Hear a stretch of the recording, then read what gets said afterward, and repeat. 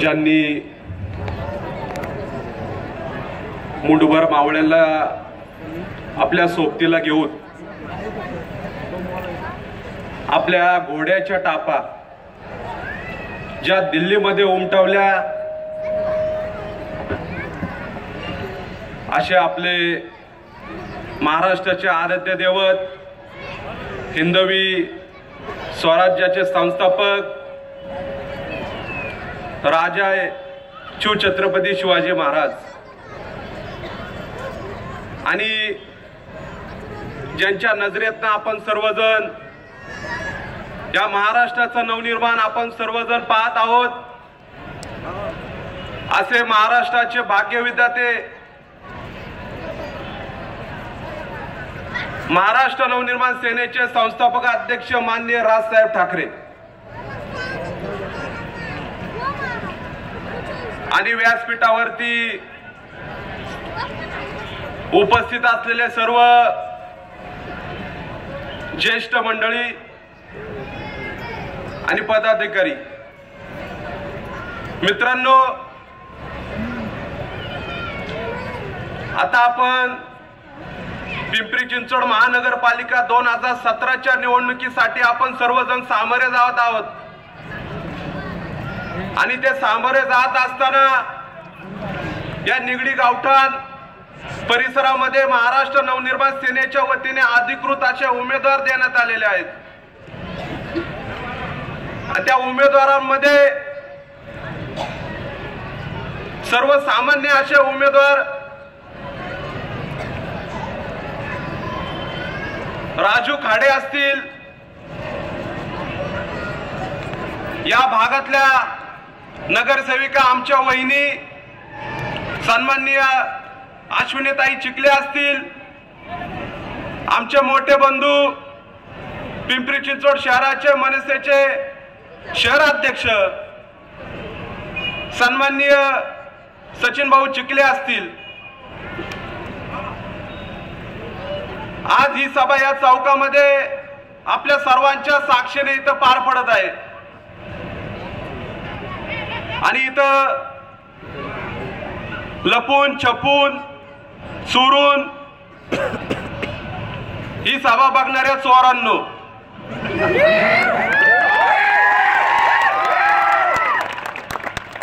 कारण की आता सभा म्हणलं की कोण काय बोलतंय, उद्या कुणावरती टीका करायला मिळेल, त्याच्यासाठी बरेच लपून छपून लोक कुठून तरी पाहत असतील. तुम्ही जरी किती पाहिलं तरी आता मगाशी भाऊंनी सांगितलं तर मी आमचं काय वाकडं करणार आहे, पहिलंच तुमचं वाकडं आहे तर आमचं काय वाकडं करणार आहे. आज ही सभा खऱ्या अर्थाने या सभेच्या व्यासपीठावरती तुम्हाला अपेक्षित होतं की कुठले तरी नेते पाहिजे होते, पण आमच्याकडे नेत्याची गरज नाही. आमच्याकडे ही जी लोक बसल्यात हेच आमचे नेते, कारण की आम्हाला माहिती आहे पिंपरी चिंचवड शहरामध्ये किती नेत्यांच्या सभा चालू झाल्यात, किती जण आपली सत्ता वाचवण्यासाठी किती आतोनात प्रयत्न करतात, पण आम्हाला आमची कुठलीही सत्ता वाचवायची नाही. आम्हाला जे काय वाचवायचं या लोकांसाठी, या न्याय वाचवायचा, या लोकांना आम्हाला कामासाठी येणाऱ्या काळामध्ये त्यांच्यासाठी एक नगरसेवक वाचवायचा, म्हणून या ठिकाणी आम्ही सर्वजण आलेलो आहोत. आता या निवडणुकीला सामोरे जात असताना बऱ्याच जणांच्या आपण सभा पाहत असाल, ऐकत असाल, पण मला वाटते या सभेमध्ये जर आपण पाहिलं तर कोणीही विकासाच्या मुद्द्यावरती बोलायला तयार नाहीये. कालच माननीय राजसाहेब ठाकरे यांची पुणे येथे जाहीर सभा झाली, आपण सर्वजण ती सभा पाहिली असेल. मला वाटतं विकासाच्या मुद्द्यावर जर या महाराष्ट्रामध्ये जर कोण बोलत असेल किंवा या महाराष्ट्रामध्ये जर कुठला पक्ष बोलत असेल तो सन्माननीय राजसाहेब ठाकरे आणि त्यांची महाराष्ट्र नवनिर्माण सेना बोलत असेल. आता निवडणुका लागल्यात, निवडणुका जेव्हापासून जाहीर झाल्यात तेव्हापासून आमच्या माता भगिनीला माहिती आहे की एक नवीन प्रकारची सिरियल चालू झाली आहे. तुम्ही आता जसे रोज सिरियल पाहता तशीच एक सिरियल चालू झाली आहे. सासू सुनांची जशी भांडणं होतात तशाच पद्धतीची एक सिरियल चालू झाली आहे जेव्हापासून या निवडणुका चालू झाल्यात. आणि ती सिरियल म्हणजे भाजप आणि शिवसेनेची. कारण की यांच्याकडे विकासावरती बोलायला काही नाहीये. एका मिरीवरती कुरघोडी करणं, एका मिरीवरती कुठलेही आरोप करणं, हे त्यांच्याकडे मुद्दे राहिलेले आहेत. पण माननीय राजसाहेब ठाकरे यांनी काल सांगितले, आम्ही विकासावरती बोलणारे आहोत, आम्ही तुम्हाला विकास दाखवतोय, आम्ही केलेली आमची कामं दाखवतोय, तेव्हाच तुमच्या दारामध्ये आम्ही मतदान मागायला येतोय. आजपर्यंत मला वाटत नाही हे कुठल्याही पक्षाने यावरती बोललंय म्हणून. या पिंपरी चिंचवड मध्ये मित्रांनो बरेच प्रश्न आहेत. आज या प्रश्नांवरती कोण बोलत नाहीयेत. आज या प्रश्नांवरती बोललं पाहिजे. आज या जनतेची तुम्ही काय करमणूक करण्यासाठी तुम्ही सभा घेत नाहीयेत. या जनतेला काय देणार आहे येणाऱ्या 5 वर्षामध्ये, यावरती तुम्ही बोललं पाहिजे होतं. आज आमच्या सचिन भाऊंच्या विरोधात बरेच अपप्रचार चालू झालेत. मला वाटतंय त्यांनी हा अपप्रचार करणं थांबवलं पाहिजे. आज सचिन चिखले हा मर्दासारखा लढतोय. तुमच्यात हिंमत असेल तर तुम्ही मर्दागतच लढा. हे असे काहीतरी चुकीचे अपप्रचार करून सचिन चिखलेला तुम्ही दाबू शकत नाही. कारण की आज त्याचं काम बोलतंय. आज त्याच्या कामाबद्दल इथं बरीच मंडळी आज त्यांच्या कामाचा सर्व पाडा वाचून दाखतात.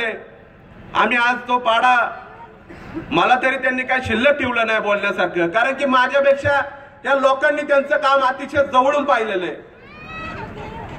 मित्रांनो, आज आपण पाहतोय सचिन चिखले सारखा एक सर्वसामान्य कुटुंबातला एक नेतृत्व या भागामध्ये तयार झालं. आज ज्या भागामध्ये ज्याने बिना अनवणी या भागामध्ये फिरला, त्या भागामध्ये त्याने नगरसेवक पद मिळवलं. अशी मला वाटतं कुणाचीच वाटचाल नसेल. मला वाटतं आमच्या इथं बरेचसे तरुण आहेत. त्या तरुणांनी नक्कीच या सचिन चिखले सारख्या एक नेतृत्वाचा आदर्श घेतला पाहिजे. आज लहानपणापासून या भागामध्ये वाढत असताना, आपलं शिक्षण पूर्ण करत असताना, आज खरंच गरीब परिस्थितीमध्ये ज्या माणसाने शिक्षण घेतलं, ते शिक्षण घेत असताना लहान वयामध्येच त्याच्या आई वडिलांचं छत्र त्यांच्यापासून हरपलं. सचिन भाऊ, आज जरी तुमच्यावरती आईचं जरी छत्र नसेल, तर या समोर बसलेले हे सर्व तुमच्या आहेत.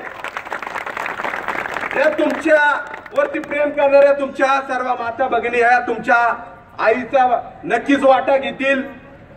येणाऱ्या निवडणुकीमध्ये ह्या तुमच्यावरती नक्कीच आईचं प्रेम, आईचा आशीर्वाद देतील. या ठिकाणी मला हा विश्वास आहे. कारण की आज बरेच जण आपण पाहतो, नगरसेवक झाल्यावरती 5 वर्ष कुठं गायब होतात तेच कळत नाही. कारण की 5 वर्ष फक्त त्यांना पैसे कमवायचे असतात. पैसे कमवायचे, निवडणुका आले की पैसे खर्च करायचे. पण मला वाटते सचिन भाऊंनी खरंच या प्रभागाचा जो विकास घडवलाय, हा मला वाटतं पिंपरी चिंचवड शहरामध्ये हा विकास मला वाटतं इतर कुठल्या नगरसेवकांनी घडवला नसेल, हे मी तुम्हाला ठामपणे सांगू शकतो. कारण की सचिन भाऊंनी आपल्या प्रभागामध्ये काम करत असताना आज डोक्यावरती जरी सूर्य असला तरी येणाऱ्या लोकांची कामं ही त्यांच्यासाठीही महत्वाची असतात. मला वाटतं दिवस रात्र अहोरात्र कष्ट करणारा हा उमेदवार, मला वाटतं या प्रभागामध्ये असा उमेदवार मला वाटतं तुम्हाला शोधून पण भेटणार नाही. आता हेमंत भाऊंनी सांगितलं की या निवडणुकीमध्ये नुसतेच गाजरं द्यायची, गाजरं दाखवायची कामं चालू आहेत. ते बोलले या गाजरांचं करायचं काय. आता हेमंत भाऊ गेले तिथं, मला वाटतं या गाजरांचा, इथं बऱ्याच आमच्या महिला बसल्यात, महिला चांगल्या गृहिणी पण आहेत, चांगल्या पद्धतीचा हलवा बनवा आणि हे जे कोण आपले निवडणुकीमध्ये जे लोक पडणार आहेत त्यांना तो खायला द्या 5 वर्ष. म्हणजे जरा तोंडाला चव राहील, हलवा जरा त्यांना कळल की लयच गाजरं दिले आणि लयच हलवा आला आपल्याला खायला. त्यामुळे हे गाजरं बिजरं हे बाजूला ठेवा. आम्ही कुठली तुम्हाला आश्वासनं देणार नाहीये, देणाऱ्यातले पण नाहीये. पण येणाऱ्या काळामध्ये तुम्हाला नक्कीच या प्रभागाचा विकास दिसेल. आज ज्या पद्धतीने जो विकास मला वाटतं या प्रभागामध्ये होतोय, झालाय, तो येणाऱ्या काळामध्ये तुम्हाला नक्की दिसेल. आता इथं बरेच आमच्या माता भगिनी बसल्यात. आज या माता भगिनींचा सचिन आज या निवडणुकीमध्ये उभा आहे. मला वाटते इतर कुठल्या सभेला एवढ्या महिला एवढ्या आल्या नसतील, पण खरंच या माता भगिनीचं भाऊ तुमच्यावरती प्रेम आहे. आणि हे प्रेम पुन्हा एकदा या 2017च्या निवडणुकीमध्ये असं काही दिसल 2012ला जो इतिहास जो घडला होता तोच इतिहास या 2017च्या निवडणुकीमध्ये घडल असा मलाही वाटतंय आणि आपले सर्वजणांनाही वाटतंय, कारण की त्या पद्धतीचं काम या सचिन चिखलेंनी या भागामध्ये केलेलं आहे। आज सचिन भाऊ ज्या पद्धतीने या प्रभागामध्ये काम करतात, आता बरेच जण सांगितलं की भाऊ फक्त जनतेसाठीच त्यांच्या डोक्यामध्ये विचार आहे। मला वाटतं 2012च्या निवडणुकीमध्ये आपल्या सर्वांनी ज्या मतांनी एक सेवा चालू केली होती, ती जर सेवा कुठली चालू असेल, आता आपण सगळ्या सेवा पाहतो, ॲम्ब्युलन्स सेवा, हॉस्पिटलची सेवा, अग्निशामक दलाची सेवा, हे सेवा कशा 24 तास अवेलेबल असतात। त्याच पद्धतीची एक सेवा तुम्ही सर्व नागरिकांनी 2012च्या निवडणुकीमध्ये चालू केली आणि ती सेवा जर कुठली असेल तर ही सचिन चिखले सेवा असेल, हे मला आज प्रामाणिकपणे सांगायचे, कारण की कधी फोन केला तरी 24 तास अवेलेबल असतो। आता भाऊला कधी भेटायला मावळत नाही आलं तर भाऊ येतोय, किंवा भाऊ जर आम्हाला भेटायला येणार असेल तर भाऊ 5 मिनिटात येतोय।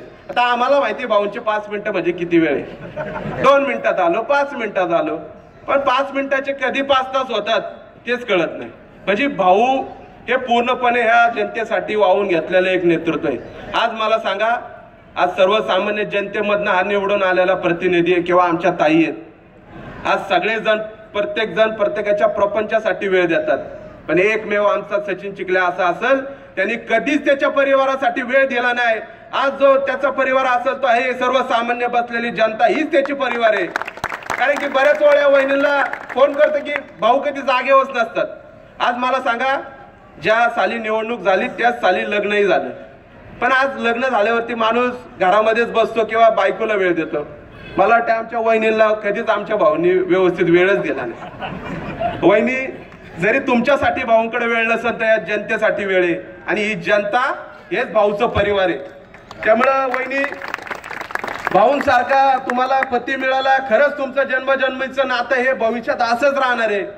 आज भाऊंचं सारखं नेतृत्व या भागाला मिळतंय, आम्हालाही आनंद वाटतो।